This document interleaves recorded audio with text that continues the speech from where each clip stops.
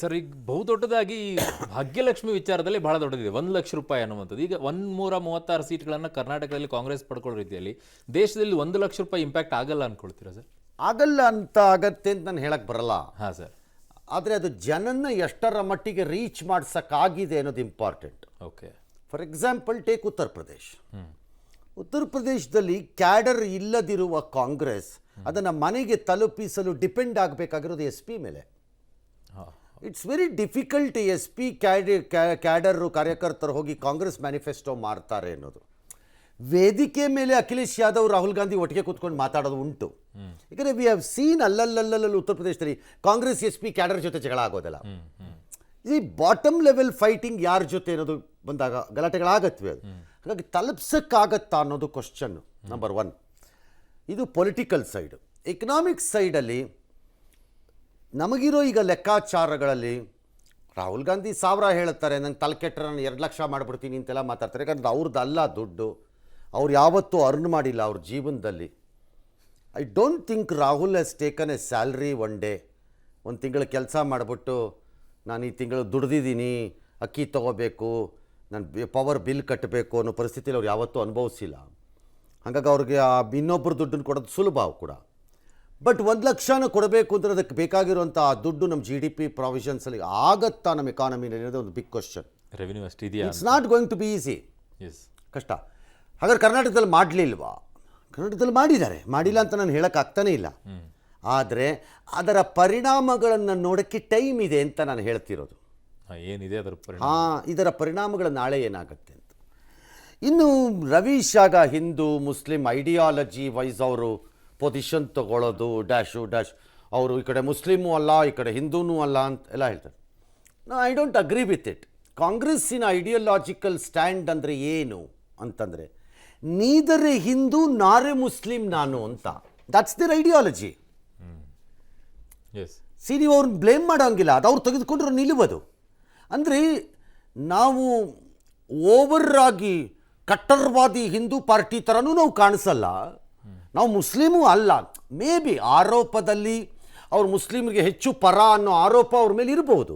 But ಅವ್ರ ವಾದದಲ್ಲಿ ಏನಿದೆ ಅಂತಂದರೆ ನಾವು ಎರಡೂ ಅಲ್ಲ. That is our ideology. ಬೇರೆ ನೀವು ಎಕ್ಸ್ಪೆಕ್ಟ್ ಮಾಡ್ತಿರೋದು BJP ಹೆಂಗೆ ಕಟ್ಟರ್ ಹಿಂದುತ್ವದ ಇದು ತೋರಿಸ್ತಾ ಇದ್ದಾರೆ, ಇವರು ತೋರಿಸ್ಬಿಡ್ಬೇಕು ಅಂತ. ನೋ, ಅದು ತೋರಿಸಿದ್ರೆ ಅದು ಟ್ರ್ಯಾಪ್. ಅದು ಕಾಂಗ್ರೆಸ್ ನೋಸ್ ಇಟ್. ಟ್ರ್ಯಾಪ್ ಅವಾಗ ಅಲ್ವಾ? ಹಾಗಾಗಿ ಯು ಕಾಂಟ್ ಬ್ಲೇಮ್ ಕಾಂಗ್ರೆಸ್ನ ಆ ವಿಚಾರದಲ್ಲಿ. ಎಸ್ ಸರ್, ಆ ಸೈದ್ಧಾಂತಿಕ ಹೊಸ್ತಲ್ಲದೆ ಇರೋದ್ರಿಂದ ಇವ್ರು ಮತ್ತೆ ಅದನ್ನೇ ಹೇಳೋದಾದರೆ ಅವ್ರಿಗೆ ಅದನ್ನೇ ಚಾಲೆಂಜ್ ಮಾಡ್ದಂಗಲ್ಲ ಸರ್. BJPಗೆ ನಿಮ್ಮ ಸೈದ್ಧಾಂತಿಕ ಚಾಲೆಂಜ್ ಮಾಡ್ತಿದ್ದೀವಿ ಅನ್ನೋ ಥರ ಚಾಲೆಂಜ್ ಅಷ್ಟೇ ಅಲ್ವಾ ಸರ್? ಅದನ್ನೇ ಪ್ಲಸ್ ಆಗುತ್ತೆ. ಎರಡಿದೆ. ಹಿಂದುತ್ವದಲ್ಲಿ ಒಂದು ದಿನ ನಾನು ಒಂದು ಒಡಕಿನ ಮೂಲಕ ನಾನು ಒಳಕ್ಕೆ ಬಂದು ಒಂದಿಷ್ಟು ಮತಗಳನ್ನು ಪಡೆದುಕೊಳ್ಳಬಹುದು ಅನ್ನೋ ನಂಬಿಕೆ ಮತ್ತು ವಿಶ್ವಾಸ ಕಾಂಗ್ರೆಸ್ಗಿದೆ. ಅದು ಜಾತಿಗಳ ಆಧಾರದ ಮೇಲಾದರೂ ಇರ್ಬೋದು, ಪ್ರಾದೇಶಿಕತೆಯ ಆಧಾರದ ಮೇಲೆ ಬೇಕಾದರೂ ಇರಬಹುದು. ಅದು ಆ ನಂಬಿಕೆ ಅವ್ರಿಗಿನ್ನೂ ಇದೆ, ಅವ್ರಿಗಿಲ್ಲ ಅನ್ನೋಕ್ಕಾಗಲ್ಲ ನೀವು ಅದನ್ನು. ಓಕೆ. ಸೊ ಹಾಗಾಗಿ ಕಾಂಗ್ರೆಸ್ಸಿನ ಲೆಕ್ಕಾಚಾರ ಏನು? ನನ್ನ ಮತ ಬ್ಯಾಂಕನ್ನು ನಾನು ಗಟ್ಟಿಯಾಗಿ ಇಟ್ಕೋಬೇಕು ಮತ್ತು ಯಾವ ಮತ ಬ್ಯಾಂಕನ್ನು BJP ನಂದು ಅಂತ ಅಂದ್ಕೊಂಡಿದೆಯೋ ಅದರೊಳಕ್ಕೆ ನಾನು ಪ್ರವೇಶವನ್ನು ಮಾಡಬೇಕು.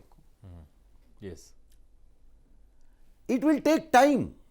It cannot happen over night. ಈಗ ಈ ಚುನಾವಣೆಯಲ್ಲಿ ಅಪ್ಪಿ ತಪ್ಪಿ BJP ಮತ್ತೆ ಸರ್ಕಾರ ಮಾಡುತ್ತೆ ಅನ್ನೋ ಪರಿಸ್ಥಿತಿ ಬಂತು ಅಂತ ಇಟ್ಕೊಳ್ಳೋಣ. ಬರ್ಬೋದು, ಗೊತ್ತಿಲ್ಲ 4ನೇ ತಾರೀಕು ಫಲಿತಾಂಶ ಏನು ಅಂತ. ನಾನು I am pretty sure Rahul Gandhi will come and announce ನಮ್ಮ ತಯಾರಿ 2029ಕ್ಕೆ ಸ್ಟಾರ್ಟ್ ಆಗಿದೆ ಅಂತ.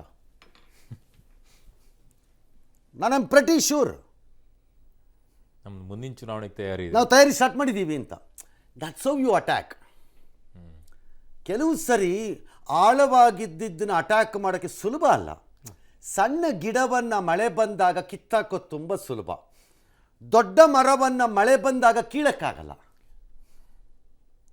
25-30 ವರ್ಷ ಕಮ್ಯುನಿಸ್ಟ್ ಆಡಳಿತ ಇದ್ದಂತಹ ವೆಸ್ಟ್ ಬೆಂಗಾಲಲ್ಲಿ it took lot of time Mamata ಬ್ಯಾನರ್ಜಿಗೆ ಅದನ್ನು ಚಾಲೆಂಜ್ ಮಾಡೋಕ್ಕೆ. ಕರೆಕ್ಟ್. 50 ವರ್ಷಗಳ ಕಾಲ ದ್ರವಿಡಿಯನ್ ಪಾಲಿಟಿಕ್ಸಲ್ಲಿ ಒಳಗಡೆ ಹೋಗಿ ಅಂಟ್ಕೊಂಡು ಹೂತ್ಕೊಂಡು ಕೂತ್ಬಿಟ್ಟಿರುವಂಥ DMK ADMK ಅಂತ ಕೂತಿರೋ ರಾಜ್ಯದಲ್ಲಿ ಈ ಬಾರಿ ಭಾರತೀಯ ಜನತಾ ಪಕ್ಷದ ಪ್ರವೇಶ ಇದೆಯಲ್ಲ, ಅದಕ್ಕೆ 10 ವರ್ಷ ಟೈಮ್ ತಗೊಂಡಿದೆ. ಈ ಸರಿ ಅವ್ರಿಗೆ ಸೀಟ್ ಬರುತ್ತೋ ಬಿಡುತ್ತೋ ವೋಟ್ ಬೇಸ್ ಅಂತೂ ರೈಸ್ ಮಾಡಿಸ್ಬಿಡ್ತಾರೆ ಎಸ್ ಅಲ್ಲಿ.